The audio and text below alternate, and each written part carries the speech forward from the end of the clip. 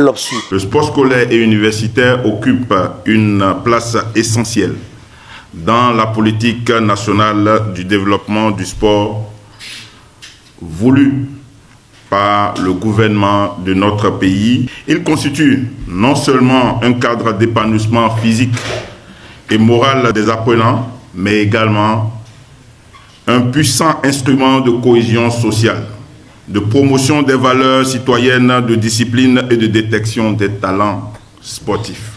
Bonjour à tous, bonsoir à tous. Bienvenue dans ce nouvel épisode où on met le sport à la loupe de la sociologie. Chers athlètes, le sport est une activité aux multiples facettes qui ne se limite pas à la simple dépense physique. Il est aussi une institution sociale qui reflète et influence la société. Il est structuré autour de plusieurs dimensions fondamentales. Dans la dimension sociale, le sport crée du lien. Une équipe, un club, des supporters, des valeurs de coopération et de compétition loyale. Il crée alors de l'intégration, de la socialisation et des inégalités ou des exclusions. Le sport peut alors hiérarchiser, intégrer ou parfois exclure. Dans la dimension physique et biologique, le sport utilise le corps pour développer la capacité motrice, la force, pour renforcer le système cardiovasculaire ou pour préserver la santé ou encore pour améliorer l'endurance. Le sport mobilise la performance et les normes de contrôle corporel. Ici, le corps est l'outil et l'enjeu.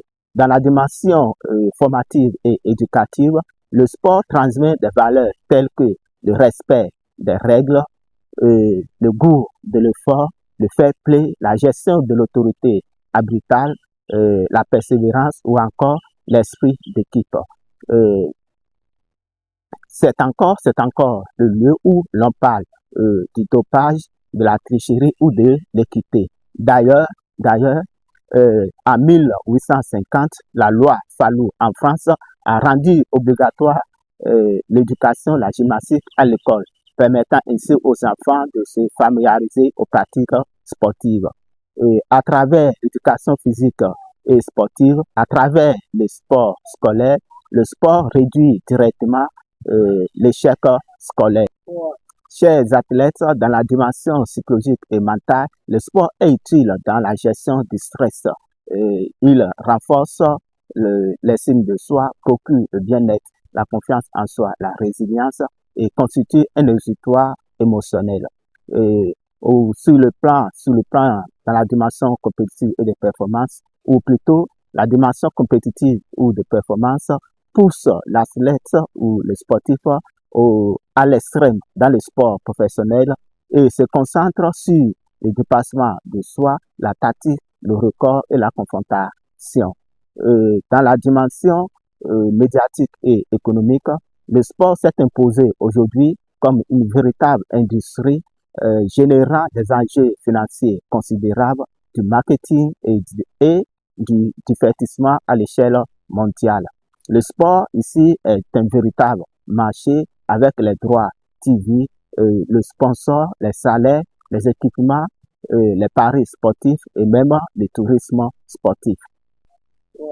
Chers athlètes, dans la dimension politique, le sport a toujours été utilisé pour l'image d'un pays, pour la diplomatie ou la propagande. C'est un outil de légitimation, de mobilisation collective de l'identité nationale ou de revendication sociale. Cela se manifeste à travers les Jeux olympiques, les boycotts ou le nationalisme sportif.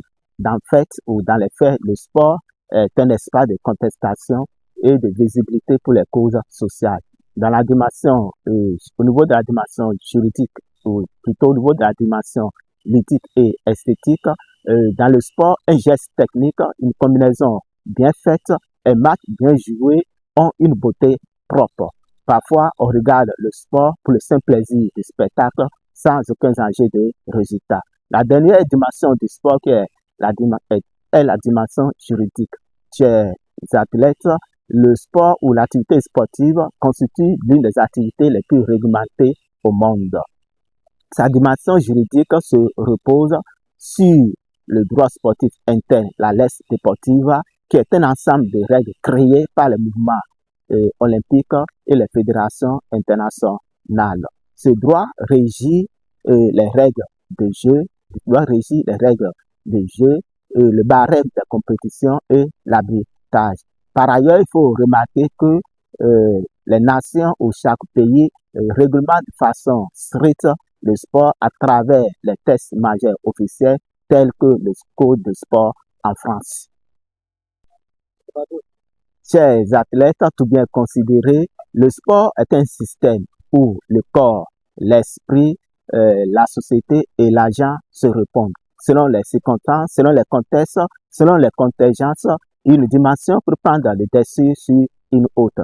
En sociologie du sport, les dimensions du sport renvoient à la fois au corps, aux relations sociales, à la culture, à la politique, à l'économie et aux représentations symboliques qu'il produit dans la société.